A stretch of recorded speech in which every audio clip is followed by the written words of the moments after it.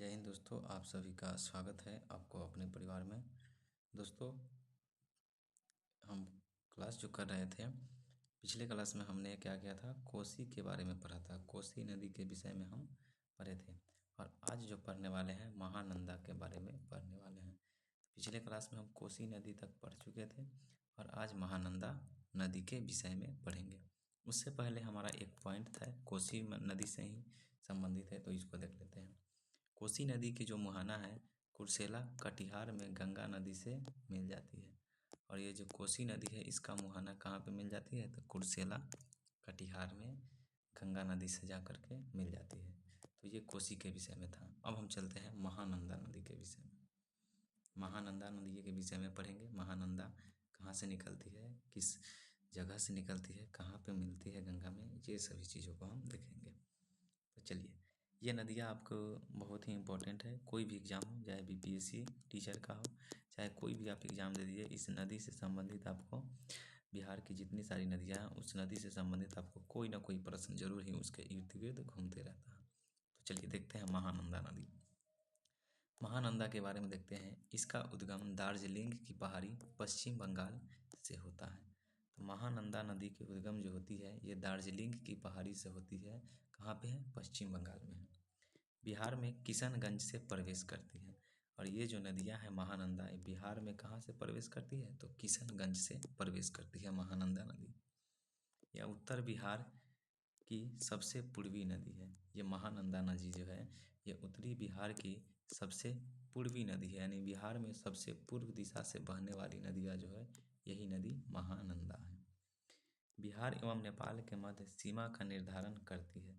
महानंदा नदी जो है, बिहार और नेपाल के मध्य में क्या करती है, ये सीमा का निर्धारण भी करती है, बिहार और नेपाल में करती है। इसकी सहायक नदियाँ जो है, महानंदा नदी की जो सहायक नदियाँ हैं, पेनौर नदी है, नागर नदी है और बलासर नदी है।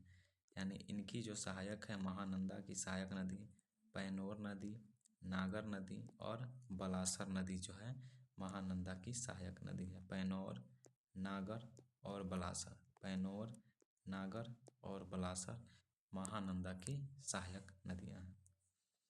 इसका मुहाना गोदावरी घाट बांग्लादेश में गंगा से मिल जाती है। और महानंदा की जो मुहाना है, ये गोदावरी घाट में जा कर के बांग्लादेश में गंगा नदी से मिलती है। तो महानंदा नदी जो है निकलती है कहाँ से, दार्जिलिंग की पहाड़ी से निकलती है और जा कर के बांग्लादेश में गंगा नदी से मिल जाती है, गोदावरी घाट में जा कर के। इसकी सहायक नदियाँ जो हैं, पेनौर है, नागर है और बलासर जो है, इसकी सहायक नदियाँ हैं। देख लिए महानंदा के बारे में। तो ये हमारा उत्तरी बिहार की नदियों के विषय में था। तो उतनी आपकी उत्तरी बिहार की नदियाँ हैं। अब हम चलते हैं दक्षिणी बिहार की नदियों के बारे में। उत्तरी बिहार की जितनी सारी इम्पोर्टेंट नदियाँ थी, हम उसको पढ़ चुके हैं। अब दक्षिण बिहार में जो नदियाँ दक्षिण दिशा से जाकर के गंगा में मिलती है, उन नदियों के विषय में हम पढ़ते हैं। तो चलिए, पहला नदी जो है हमारा कर्मनाशा नदी है। दक्षिण बिहार में जो मिलने वाली, बिहार में जो गंगा में जो मिलने वाली है दक्षिण बिहार की, यानी दक्षिण दिशा से, वो कौन सी नदी है, वो कर्मनाशा नदी है। ये बिहार में इसे अपवित्र नदी माना जाता है। यानी कर्मनाशा को जो है बिहार में क्या कहा जाता है, इसको अपवित्र कहा जाता है, ये पवित्र नदी नहीं है। दक्षिण बिहार की सबसे पश्चिमी नदी है ये कौन सी नदी, कर्मनाशा नदी। दक्षिण बिहार की, जैसे ये हमारा बिहार है और इस दक्षिण बिहार की सबसे पश्चिमी नदी है, पश्चिम दिशा, जैसे ये गंगा नदी बह रही है और ये पश्चिम दिशा से मिलने वाली दक्षिण बिहार की सबसे पश्चिमी नदी जो है, यही है हमारा कर्मनाशा नदी है। बिहार एवं उत्तर प्रदेश के मध्य सीमा निर्धारित करती है। यानी ये जो नदी है कर्मनाशा नदी, बिहार और उत्तर प्रदेश के मध्य सीमा का निर्धारण करती है। यह चौसा में गंगा नदी से मिल जाती है, जो बक्सर में पड़ता है। यानी ये जो कर्मनाशा नदी है कहाँ पे मिलती है, तो चौसा में गंगा नदी से मिलती है, जो बक्सर जिला में पड़ता है। तो चौसा कहाँ पे है, बक्सर में है। और चौसा से ही गंगा नदी बिहार में प्रवेश करती है, जो बिहार में कितने किलोमीटर बहती है, तो 445 किलोमीटर गंगा नदी की लंबाई है बिहार में। वो भी बिहार में सबसे अधिक किस जिला में है, तो 99 किलोमीटर आपका जो है ये पटना ज़िला में है। पटना ज़िला में गंगा नदी की लंबाई है। और 97 किलोमीटर कहाँ पे है? ये भागलपुर के करीब में है, शायद भागलपुर या रोहतास से, एक बार आप कंफर्म कर लीजिएगा। 99 किलोमीटर पटना में है। इसका उद्गम कैमूर हिल्स से होती है, यानी ये जो कर्मनाशा नदी है इसका उद्गम कहाँ से होती है? तो कैमूर हिल यानी कैमूर की पहाड़ी से इसका क्या होती है? उद्गम होती है। किसकी? कर्मनाशा नदी की उद्गम होती है। तो ये कर्मनाशा नदी था। अब हम चलते हैं सोन नदी के विषय में। ये भी दक्षिण बिहार की ही नदियाँ हैं। सोन नदी के विषय में हम देखते हैं। सोन नदी, इसका उद्गम मैकाल पर्वत अमरकंटक पहाड़ी से अनूपगढ़ जिला मध्य प्रदेश में होता है। मध्य प्रदेश से होता है। यानी सोन नदी का जो उद्गम है कहाँ से होती है? मैकाल पर्वत अमरकंटक की पहाड़ जो है किस जिला में है? तो अनूपगढ़ जिला में है, मध्य प्रदेश में पड़ता है, वहीं से निकलती है, अमरकंटक की पहाड़ी से निकलती है। यह रोहतास जिले से बिहार में प्रवेश करती है। यानी ये जो सोन नदी है ये बिहार में कहाँ से प्रवेश करती है? तो रोहतास जिले से बिहार में प्रवेश करती है। यह पटना के समीप दानापुर मनेर गंगा से मिल जाती है। ये पटना के समीप कहाँ से मिलती है? कहाँ मिलती है? दानापुर में, यानी मनेर पड़ता है जगह, वहीं पे जाकर के गंगा नदी से मिल जाती है। कौन सी नदी?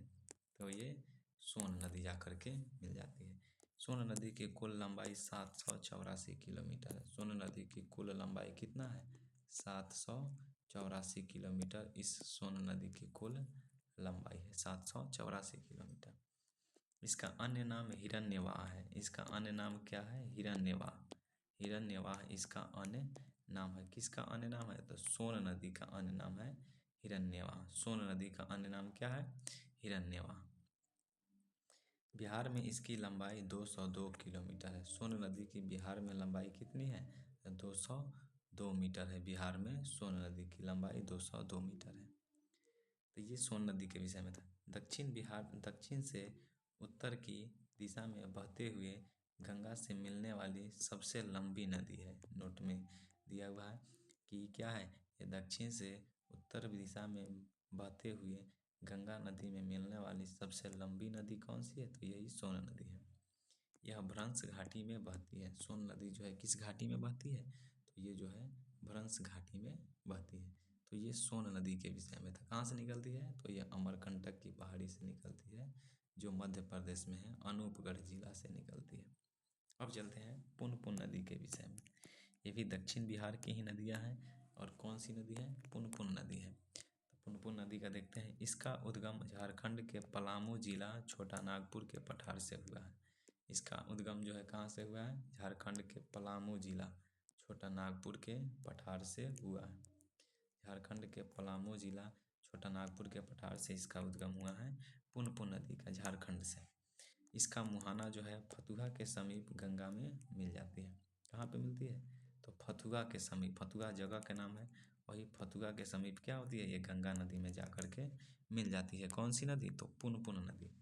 यह औरंगाबाद, जहानाबाद और गया जिले से होकर बहती है। यानी पुनपुन नदी जो है औरंगाबाद, जहानाबाद और गया जिले से होकर के बहती है पुनपुन नदी।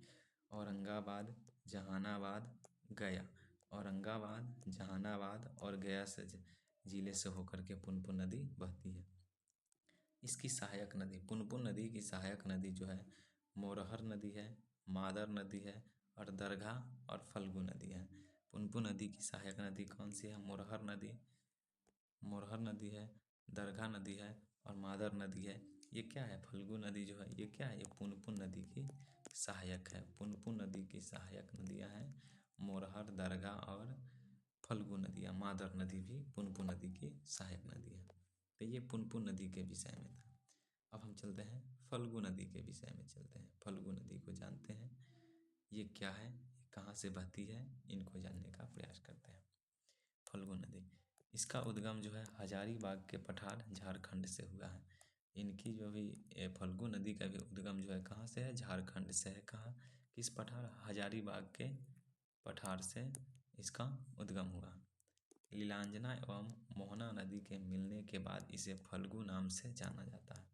किस नदी के? लीलांजना एवं मोहना नदी के मिलने के बाद इसे किस नाम से जाना जाता है? फल्गु नदी के नाम से जाना जाता है। लीलांजना एवं मोहना नदी के मिलने से इसे फल्गु नदी के जानते हैं नाम से, लीलांजना और मोहना। फल्गु पुनपुन नदी की सहायक नदी है। फल्गु जो है किसकी सहायक नदी है? पुनपुन नदी की सहायक नदी है फल्गु। फल्गु जो है पुनपुन नदी की सहायक नदी है। जा करके फल्गु नदी क्या होती है? पुनपुन में जा करके मिल जाती है, पुनपुन नदी में जा करके मिल जाती है, इसलिए फल्गु नदी जो है पुनपुन की सहायक नदियाँ हैं। विष्णुपाद की नदी गया फल्गु नदी के तट पर अवस्थित है। विष्णुपाद की नदी जो है कहाँ पे है? गया फल्गु नदी के तट पर अवस्थित है विष्णुपाद की नदियाँ। गौतम बुद्ध को फल्गु नदी के किनारे ही ज्ञान की प्राप्ति हुई थी। गौतम बुद्ध को कहाँ पे ज्ञान की प्राप्ति हुई थी? तो ये फल्गु नदी के किनारे ही ज्ञान की प्राप्ति हुई थी। फल्गु नदी को ही निरंजना नदी कहा जाता है। लीलाजन, निरंजना या लीलाजन भी कभी कभी दे देता है ऑप्शन में, तो ये भी हो जाएगा लीलाजन। तो फल्गु नदी को ही क्या कहा जाएगा? निरंजना या लीलाजन नदी के नाम से जाना जाता है। फल्गु पुनपुन नदी की से फतुहा में मिलती है। फल्गु जो है पुनपुन नदी से कहाँ पे मिलती है? फतुहा में मिलती है। फल्गु पुनपुन नदी से फतुहा में मिलती है। फल्गु जो है पुनपुन नदी से कहाँ पे मिलती है? फतुहा में मिलती है। तो ये पुनपुन नदियों के विषय में था। और भी देख लेते हैं बिहार की अन्य नदियाँ जो हैं उसके विषय में और जान लेते हैं कि कौन कौन सी नदियाँ हैं। जैसे पंचानन हो गया, चंदन हो गया, घाघर हो गया, ये सब है नदियाँ। जैसे अजय नदी है, बिहार की कौन सी नदियाँ हैं? अजय नदी, इसका उद्गम जमुई से होता है, कैमूर की पहाड़ी से। अजय नदी का उद्गम जमुई से कैमूर की पहाड़ी, उद्गम जो है जमुई कैमूर की पहाड़ी से उद्गम होता है। इसकी सहायक जो है गंगा में ही, किसकी सहायक है? गंगा नदी की सहायक है। किउल नदी है, किउल नदी का उद्गम कहाँ पे है? हजारीबाग के पठार से है, झारखंड में। किउल नदी कहाँ से निकलती है? तो हजारीबाग के पठार से निकलती है, झारखंड से। ये भी गंगा की सहायक नदी है। कहाँ पे? तो लखीसराय में मिलती है।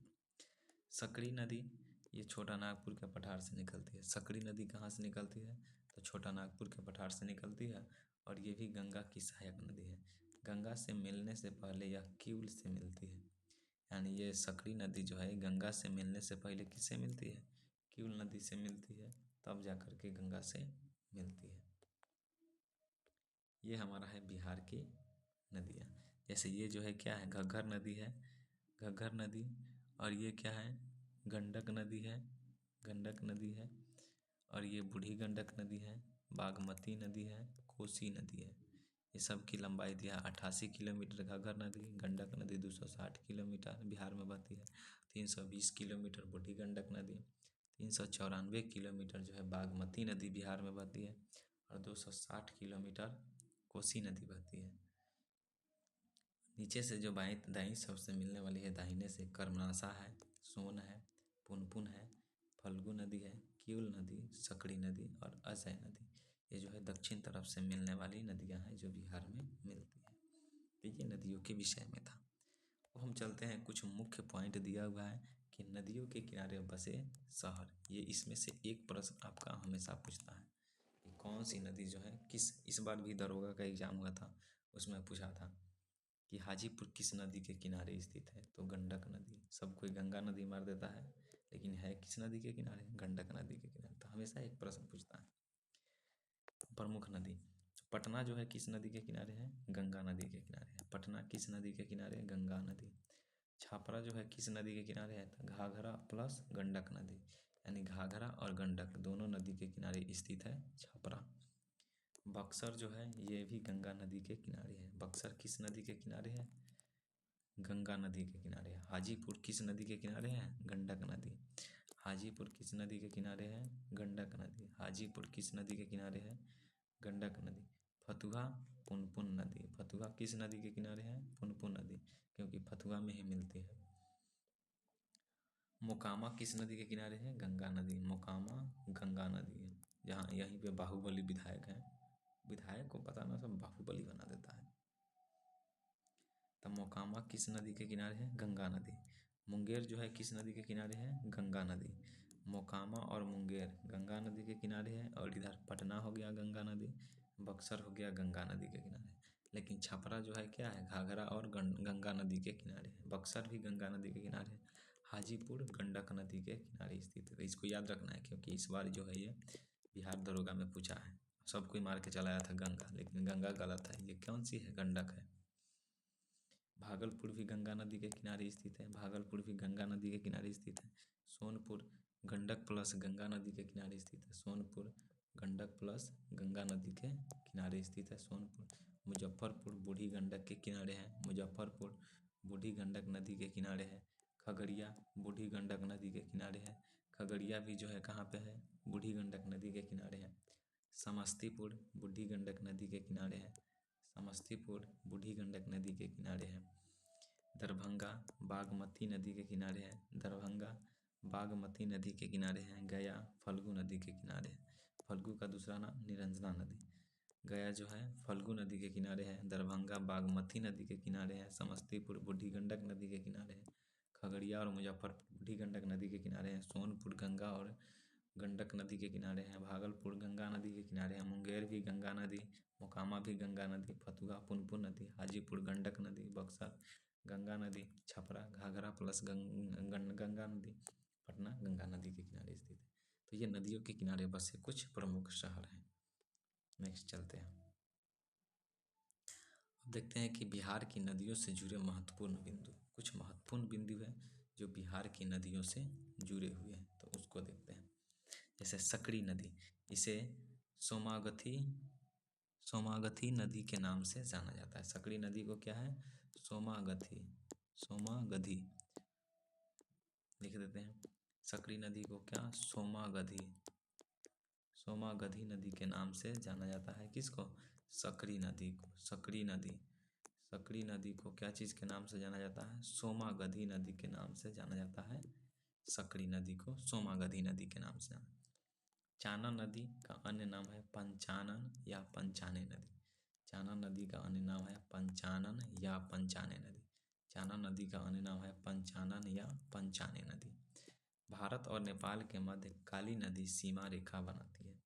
भारत और नेपाल के मध्य कौन सी नदी सीमा रेखा बनाती है, तो काली नदी सीमा रेखा बनाती है। भारत एवं नेपाल के मध्य सीमा का निर्धारण सुगौली की संधि के माध्यम से ब्रिटिश ने किया था। कौन संधि, सुगौली की संधि। भारत एवं नेपाल के मध्य सीमा का निर्धारण सुगौली की संधि के माध्यम से ब्रिटिश ने किया था। किस संधि से, सुगौली की संधि के माध्यम से किया था। सुगौली की संधि के माध्यम से ब्रिटिश ने भारत और नेपाल के बीच सीमा रेखा का निर्धारण किया था, सुगौली की संधि के द्वारा। नेक्स्ट प्रश्न चलते हैं। अब हम चलते हैं बिहार की जलवायु के विषय में। बिहार की जलवायु के विषय में हम पढ़ेंगे कि बिहार की जलवायु किस प्रकार। ये भारत है हमारा, और भारत में ये जो है बिहार है। यहाँ पे ये जो है बिहार है। बिहार में हमें क्या है, बिहार की जलवायु के विषय में पढ़ना है। तो ये हमारा बिहार है, ये हमारा बिहार था। फिर से बना देते हैं बिहार।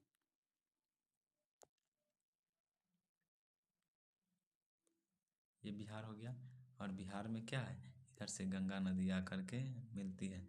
और अब हम पढ़ेंगे बिहार के जलवायु के विषय में। हम पढ़ेंगे बिहार की जलवायु कैसी है, उनके विषय में पढ़ेंगे। बिहार की जलवायु उपोष्ण कटिबंधीय है। बिहार की जलवायु जो है उपोष्ण कटिबंधीय है। बिहार की जलवायु मानसूनी है। मानसून पर निर्भर करती है बिहार की जलवायु, मानसूनी है। तो बिहार की जलवायु कैसी है, उपोष्ण है और मानसूनी है। भारत की जलवायु के विषय में जान लेते हैं। भारत की जलवायु उष्ण कटिबंधीय जलवायु है, जो मानसूनी है। भारत की जलवायु उष्ण कटिबंधीय जलवायु है। कर्क रेखा एवं मकर रेखा के मध्य स्थित क्षेत्र को उष्ण कटिबंध कहते हैं। कर्क रेखा एवं मकर रेखा के मध्य स्थित क्षेत्र को क्या कहा जाता है, उष्ण कटिबंध कहा जाता है। भारत का दक्षिण भाग उष्ण कटिबंध पर अवस्थित है। भारत का दक्षिण भाग उष्ण कटिबंध पर अवस्थित है। भारत का दक्षिणी भाग उष्ण कटिबंध पर अवस्थित है। मानसून शब्द अरबी भाषा के शब्द मौसम से बना है। इसका अर्थ ऋतु के अनुसार दिशाओं में बदलने वाली हवाएं। मानसून शब्द अरबी भाषा के शब्द मौसम से बना है। मानसून शब्द अरबी भाषा के शब्द किससे बना है, मौसम से बना है। मानसून समय। अब बिहार की जलवायु के विषय में देख लेते हैं। बिहार की जलवायु उपोष्ण कटिबंधीय है। बिहार की जलवायु उपोष्ण कटिबंधीय है। उपोष्ण 23.5 डिग्री एवं 40 डिग्री उत्तरी एवं दक्षिणी गोलार्ध के मध्य में स्थित है। उपोष्ण जो है क्या है, 23.5 डिग्री और 40 डिग्री उत्तरी एवं दक्षिणी गोलार्ध के मध्य स्थित भाग को क्या कहा जाता है, उपोष्ण। बिहार उपोष्ण कटिबंध में स्थित है। बिहार जो है कहाँ पर स्थित है, उपोष्ण कटिबंध में स्थित है। उपोष्ण कटिबंध में देख लेते हैं भारत में मौसम विभाग की क्या जानकारी है, इसको देख लेते हैं। भारत में मौसम विभाग की जानकारी। भारतीय मौसम विभाग, इंडियन मीट्रोलॉजिकल डिपार्टमेंट का भारत मौसम विभाग की जानकारी जान लेते हैं। इसका मुख्यालय नई दिल्ली में है। भारतीय मौसम विभाग का मुख्यालय कहाँ पे है, नई दिल्ली। पहला प्रश्न, भारतीय मौसम विभाग का मुख्यालय कहाँ पे है, ये नई दिल्ली में है। भारतीय मौसम विभाग का मुख्यालय नई दिल्ली में अवस्थित है। यह बिहार की जलवायु को दो भागों में बांटती है। बिहार की जलवायु को दो भागों में बांटती है। हवाओं की दिशा के आधार पर बांटती है, जैसे उठता हुआ मानसून और एक लौटता हुआ मानसून। बिहार में दो भाग में बांटती है, एक उठता हुआ मानसून और एक लौटता हुआ मानसून। उठता हुआ मानसून में हवाएं दक्षिण पश्चिम दिशा में चलती है। इस मानसून में, उठता हुआ मानसून में हवाएं जो है किस दिशा में चलती है, तो दक्षिण पश्चिम दिशा में चलती है। लौटते हुए मानसून में हवाएं उत्तर पूर्व दिशा में से दक्षिण पश्चिम दिशा की तरफ चलती है। लौटते हुए मानसून में क्या होता है, उत्तर पूर्व दिशा से क्या है, दक्षिण पश्चिम मानसून की ओर चलती है। जैसे ये हमारा बिहार है, जैसे ये हमारा बिहार है, तो ये हमारा जब लौटेगा तो क्या होगा, उत्तर पश्चिम दिशा से, यानी इधर से उत्तर पश्चिम दिशा से क्या होती है, दक्षिण दिशा की तरफ चलती है। लेकिन जब उठता हुआ मानसून होगा उस समय हवाएं क्या होगी, दक्षिण पश्चिम दिशा से चलती है। जैसे इधर से चलती है दक्षिण पश्चिम दिशा से, भारत का मैप बनाएंगे, भारत का मैप बनाएंगे तो उधर से चलता है। जैसे मान लीजिए कि ये हमारा भारत, ये हमारा भारत है, तो दक्षिण पश्चिम हमारा इधर पड़ता है, दक्षिण पश्चिम दिशा इधर पड़ता है। इधर से हवाएं चलती है, घूम करके इधर होते हुए क्या होती है, जाकर के बारिश कराती है, पहाड़ से टकराती है और बारिश कराना शुरू कर देती है। ये हमारा था ऋतु। अब चलते हैं बिहार में ऋतु, किस तरह की बिहार में ऋतुएं हैं उसके विषय में जानते हैं। जैसे बिहार में क्या है, बिहार की ऋतुओं को 3 भागों में बांटा गया है। बिहार की ऋतु को कई भागों में बांटा गया है, 3 भागों में बांटा गया है, ग्रीष्म ऋतु, वर्षा ऋतु और शीत ऋतु। ग्रीष्म ऋतु, वर्षा ऋतु और शीत ऋतु बिहार में बांटा गया है। ग्रीष्म ऋतु जो है क्या है, मध्य मार्च से मध्य जून तक है। ग्रीष्म ऋतु मध्य मार्च यानी 15 मार्च से लेकर 15 जून तक है। वर्षा ऋतु 15 जून से 15 अगस्त तक है। वर्षा ऋतु जो है कब से कब तक, 15 जून से 15 अगस्त तक है। शीत ऋतु ये 15 अक्टूबर से 15 मार्च तक है। शीत ऋतु कब से है, कब, 15 अक्टूबर से 15 मार्च तक ये ऋतु चलती है। वर्षा के आधार पर बिहार को 4 भागों में बांटा गया है। वर्षा के आधार पर बिहार को 4 भागों में बांटा गया है। जैसे उत्तर पश्चिम गिरिपदीय क्षेत्र, उत्तर पश्चिम गिरिपदीय क्षेत्र, उत्तर पूर्व मैदानी क्षेत्र, रोहतास का निम्न पठारी क्षेत्र, मध्य मैदान का क्षेत्र। तो वर्षा के आधार पर बिहार को 4 भाग में बांटा गया है। उत्तर पश्चिम गिरिपदीय क्षेत्र, उत्तर पूर्व मैदानी क्षेत्र, रोहतास का निम्न पठारी, मध्य मैदानी क्षेत्र, मध्य मैदानी क्षेत्र है। तो ये बिहार में क्या है, बिहार के वर्षा के आधार पर बिहार के 4 भाग में बांट दिया गया है। जैसे ये बिहार का मैप है, और क्या है, ये जो क्षेत्र है हमारा क्या है, ये उपाद्र क्षेत्र है, ये उपाद्र क्षेत्र है, ये आर्द्र शुष्क क्षेत्र है और ये शुष्क आर्द्र क्षेत्र है बीच में।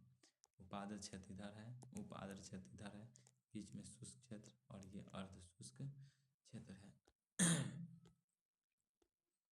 अब चलते हैं बिहार में ग्रीष्म ऋतु। बिहार में ग्रीष्म ऋतु, इस समय उत्तर भारत में धूल भरी आंधियाँ चलने लगती है। ग्रीष्म ऋतु के समय उत्तर भारत में क्या होती है, धूल आंधियाँ चलने लगती है। इस समय क्या होती है, इस समय उत्तर भारत में धूल भरी आंधियाँ चलती है। इसकी स्पीड जो होती है 8 से 16 किलोमीटर होती है। इसकी स्पीड जो है क्या है, 8 से 16 किलोमीटर स्पीड होती है।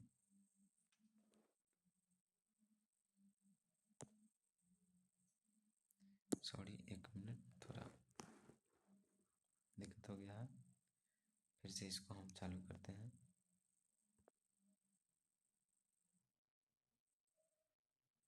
चलिए, यहाँ तक देखे थे, कहाँ तक, ये धूल भरी आंधियाँ उत्तर भारत में लू कहा जाता है।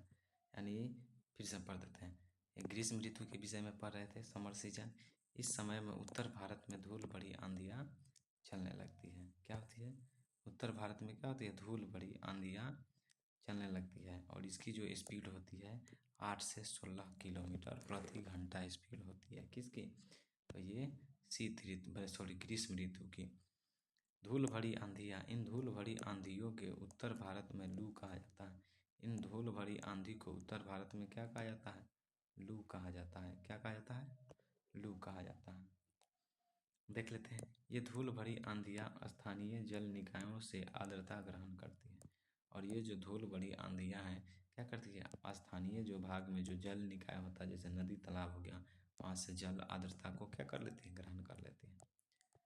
Extreme rainfall. एक्सट्रीम रेनफॉल तीव्र गर्जना के साथ कम समय के लिए वर्षा होती है। एक्सट्रीम रेनफॉल में क्या होती है, तीव्र गर्जना के साथ कम समय के लिए वर्षा होती है। खूब मेघ गरजता है, थोड़ा समय के लिए बारिश हो जाता है। इस तरह की वर्षा को काल वैसाखी कहते हैं। और इस तरह की जो वर्षा होती है, खूब गरज करके वर्षा होती है, उसको क्या कहा जाता है, काल वैशाली कहा जाता है। काल वैशाली। इसे नॉर्वेस्टर तथा चक्रवाती वर्षा भी कहते हैं। इसे क्या कहा जाता है, नॉर्वेस्टर तथा चक्रवाती वर्षा भी ग्रीष्म ऋतु को कहा जाता है, ग्रीष्म ऋतु को। इस समय सूर्य की सीधी किरणें उत्तरी गोलार्ध पर पड़ती है। इस समय जो होती है, क्या होती है, सूर्य की जो सीधी किरणें हैं कहाँ पे पड़ती है, उत्तरी गोलार्ध में पड़ती है। उत्तर भारत का तापमान -32 डिग्री सेल्सियस है। उत्तर भारत का तापमान जो है कितना है, 32 डिग्री सेल्सियस, माइनस में कह रहा है, -32 डिग्री सेल्सियस हो जाता है उत्तर भारत का तापमान। इसके कारण उत्तर भारत में निम्न वायु दाब के क्षेत्र का विकास, केंद्र का विकास होता है। इसके बाद क्या होता है, उत्तर भारत में क्या होता है, निम्न वायु दाब केंद्र का विकास होता है। निम्न वायु दाब केंद्र का विकास होता है। 7% वर्षा का ग्रीष्म ऋतु में होती है। 7% वर्षा जो है क्या होती है, बिहार की कुल वर्षा का ग्रीष्म ऋतु में होती है। क्या प्रतिशत, तो 7% होती है, 7%। बिहार का सबसे गर्म जिला गया है। बिहार का सबसे गर्म जिला क्या है, गया। सबसे ठंडा जिला भी कहेगा तो गया ही है। सबसे गर्म और सबसे ठंडा जिला क्या है, गया है। जल्दी गर्म हो जाता है, जल्दी ठंडा भी हो जाता है। अब हम देखते हैं बिहार में मानसून। बिहार में मानसून का प्रवेश मध्य जून में होता है। बिहार में मानसून का प्रवेश कब होता है, मध्य जून के समय में मानसून का प्रवेश होता है। 8 से 12 जून के मध्य बिहार के उत्तर पूर्वी भाग में वर्षा होती है। 8 से 12 जून के मध्य में बिहार में क्या होती है, बिहार के उत्तर पूर्व भाग में वर्षा होती है। बिहार में सर्वप्रथम वर्षा उत्तर पूर्वी बिहार में होती है दक्षिण पश्चिम मानसून के कारण। बिहार में जो वर्षा होती है क्या होती है, उत्तर पूर्वी बिहार में होती है, किसके कारण, दक्षिण पश्चिम मानसून के कारण होती है। बंगाल की खाड़ी की शाखा, बंगाल की खाड़ी की शाखा से है। बंगाल की खाड़ी की शाखा बिहार में पूर्व से पश्चिम तरफ जाने पर वर्षा की मात्रा में कमी आती है। बिहार में अगर पूर्व से पश्चिम की तरफ जाएंगे, पूर्व से पश्चिम की तरफ, तो वर्षा की मात्रा में क्या होती है, कमियाँ आने लगती है। बिहार दक्षिण से उत्तर की तरफ जाने पर वर्षा की मात्रा पर निर्भर करती है। बिहार दक्षिण से उत्तर दिशा की जाने पर वर्षा की मात्रा बढ़ती है। बिहार में सर्वाधिक वर्षा महीने जुलाई एवं अगस्त में होती है। भारत में सर्वाधिक वर्षा कब होती है, जुलाई एवं अगस्त में होती है। बिहार में सबसे अधिक वर्षा होती है। बिहार में सर्वाधिक वर्षा प्राप्त करने वाला जिला किशनगंज है। बिहार में सबसे अधिक वर्षा प्राप्त करने वाला जिला कौन सा है? किशनगंज है। 205 सेंटीमीटर है। किशनगंज में 205 सेंटीमीटर वर्षा जो है प्राप्त करने वाला जिला बन गया। 2021-22 के आर्थिक सर्वेक्षण के अनुसार बिहार में सर्वाधिक वर्षा 2021 में प्राप्त करने वाला जिला पश्चिम चंपारण रहा है। 2021-22 के आर्थिक सर्वेक्षण के अनुसार बिहार में सर्वाधिक वर्ष 2021 में प्राप्त जिला पश्चिमी चंपारण रहा है। औरंगाबाद बिहार का सबसे कम वर्षा प्राप्त वाला जिला है। औरंगाबाद, जहाँ पे कितनी वर्षा होती है? तो वो 99 से 100 सेंटीमीटर के करीब होती है। 2021-22 के आर्थिक सर्वे के अनुसार अरवल बिहार का सबसे कम वर्षा प्राप्त वाला जिला है। अरवल जो है बिहार का सबसे कम वर्षा प्राप्त करने वाला जिला कौन सा है? अरवल है। अरवल। अब चलते हैं मानसूनी विभाग में। वर्षा ऋतु को दो भागों में बांटते हैं, उठता हुआ मानसून और लौटता हुआ मानसून। उठता हुआ मानसून 15 जून अक्टूबर में, लौटता हुआ मानसून अक्टूबर दिसंबर में। लौटता हुआ मानसून अक्टूबर से दिसंबर। दक्षिण भारत का तापमान उत्तर भारत के तापमान से ज़्यादा होता है। दक्षिण भारत का जो तापमान है उत्तर भारत के तापमान से क्या होता है? ज़्यादा होता है दक्षिण भारत का तापमान।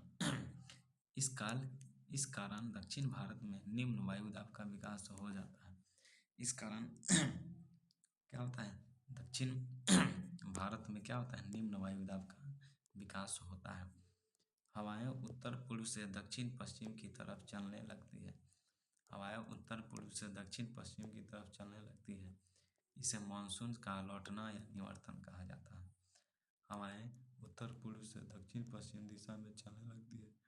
इसे मानसून का लौटना या निवर्तन कहा जाता है।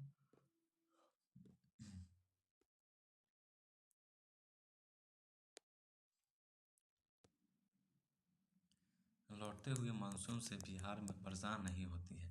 लौटते हुए मानसून से बिहार में वर्षा नहीं होती है। उत्तर पूर्वी मानसून से बिहार में वर्षा नहीं होती है। लौटता हुआ मानसून हो चाहे उत्तर पूर्वी हो, बिहार में इससे वर्षा नहीं होती है। शीत ऋतु में होने वाली बिहार में वर्षा का कारण लौटता हुआ मानसून नहीं है। शीत ऋतु में जो बिहार में वर्षा होती है वो बिहार में क्या है? लौटता हुआ मानसून का कारण नहीं है। बिहार से मानसून का लौटना मध्य अक्टूबर से प्रारंभ होता है एवं दिसंबर मध्य तक बिहार में पूर्णतः मानसून लौट आता है। बिहार से मानसून का लौटना मध्य अक्टूबर से प्रारंभ होता है एवं दिसंबर मध्य तक बिहार पूर्णतः मानसून लौट जाता है।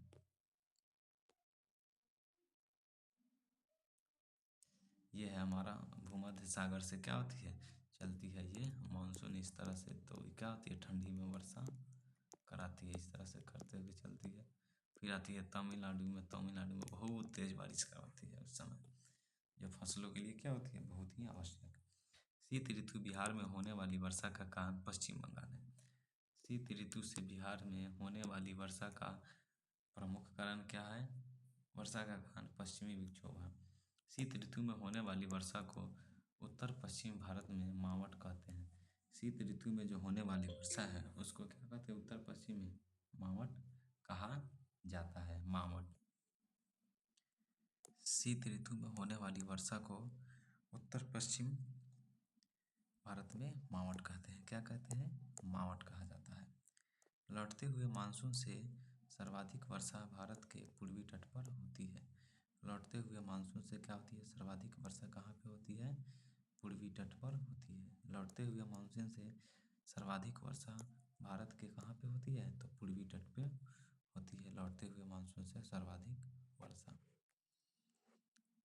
लौटते हुए मानसून से सर्वाधिक वर्षा तमिलनाडु में होती है। कहाँ पे होती है? तमिलनाडु में। लौटते हुए मानसून से सर्वाधिक वर्षा कहाँ पे होती है? तो तमिलनाडु में होती है। कहाँ पे होती है? तमिलनाडु में होती है लौटते हुए मानसून से सर्वाधिक वर्षा। भारत में सबसे अंतिम में वर्षा तमिलनाडु राज्य में ही होती है। सबसे अंतिम में जो वर्षा होती है भारत में कहाँ पे होती है? तमिलनाडु राज्य में ही होती है।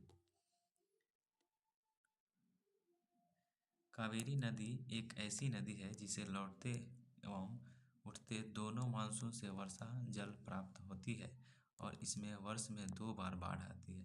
कावेरी नदी जो है ऐसी नदी है जिसे लौटते एवं उठते दोनों मानसून से वर्षा का जल प्राप्त होता है और इसमें वर्ष में 2 बार बाढ़ आती है। शीत ऋतु में बिहार में वर्षा का कारण पश्चिमी विक्षोभ है। शीत ऋतु में जो बिहार में वर्षा होती है पश्चिमी विक्षोभ से होती है, जो भूमध्य सागर से चलती है उसी से होती है। इससे तापमान गिर जाता है, इससे तापमान गिर जाता है और बहुत अधिक ठंड लगने लगती है। शीत ऋतु में होने वाली वर्षा रबी फसल के लिए लाभदायक है। शीत ऋतु में जो वर्षा होती है उससे क्या होता है, रबी फसल जैसे गेहूं के लिए बहुत सी सर्वाधिक फायदेमंद है। बिहार का सबसे ठंडा माह जनवरी है। बिहार का सबसे ठंडा महीना जो है क्या है, जनवरी है। जनवरी के महीना में खूब ठंड रहती है बिहार में। बिहार का सबसे गर्म माह मई है। बिहार में सबसे गर्मी किस महीने में पड़ती है, तो मई में पड़ती है, मई में। सर्वाधिक तापमान जून में दर्ज किया जाता है। सर्वाधिक तापमान कब दर्ज किया जाता है, तो जून में दर्ज किया जाता है। बिहार का सबसे ठंडा जिला गया है। बिहार का सबसे ठंडा जिला गया है और बिहार का सबसे गर्म जिला भी कहेगा तो गया ही है। क्या है, ठंडा जिला और गर्म जिला क्या है, गया ही है। सबसे अधिक तापांतर वाला जिला गया ही है। ठंडा क्षेत्र रोहतास एवं कैमूर के पठार में है। ठंडा क्षेत्र जो है कहाँ है, रोहतास एवं कैमूर के पठार में है ठंडा क्षेत्र। तो दोस्तों आज के लिए इतना ही, फिर नेक्स्ट वीडियो में हम इसके आगे का जो टॉपिक होगा उसको लाएंगे। चैनल पर नए हैं तो चैनल को सब्सक्राइब कर लीजिएगा और अपने दोस्तों तक शेयर ज़रूर कीजिएगा, क्योंकि जितने सारे इम्पोर्टेंट टॉपिक है बिहार स्पेशल के उन सभी को हम यहाँ पे करा देंगे।